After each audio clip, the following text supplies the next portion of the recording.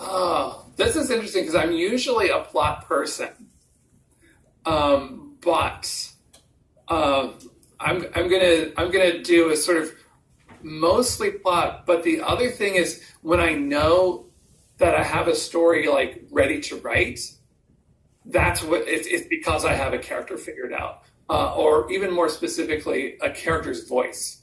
Once I can hear in my head how a character would speak, and that's especially true like for something in first person like this. Once I have that in my head, then I think I'm pretty good to go. I mean, the plot of this, it's not really based on something earlier, but I think the concept, I realized this, I was, once I had the idea of, I mean, well, I'll start back. I mean, I always had the idea of someone finding out that a classmate was related to a film director he admired, and that there's memorabilia or maybe even like film sets or whatever in that person's house. I had that idea already, but I didn't know what to do with it because, I mean, one of the things was, oh, well, let's make these film props sort of magical in some way. And so I was trying to figure out how could, a mask from a movie kind of help solve or interact with someone's normal life. And that was the initial idea, but I couldn't get it to work. And then I sort of figured out more like make it more about interpersonal conflicts.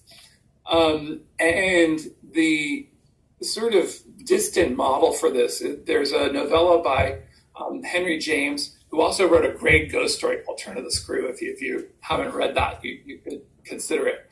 But Henry James wrote a story called The Aspirin Papers, and it's about this supposedly great poet that he made up, who has died and has left these papers with his widow. And this guy, the narrator, is this academic, and he's just like, I've got to read those papers. It'll give me all this insight, scholarly insight into this great poet. And what he does is he goes after the daughter. I think it's the daughter, or maybe it's the niece, somebody else in the household, of the widow who would still have these papers, or maybe help him get access to them. And he kind of insinuates himself into her life, and it's really all manipulation because all he wants is those papers. And so that idea of sort of having a friendship that is a good friend.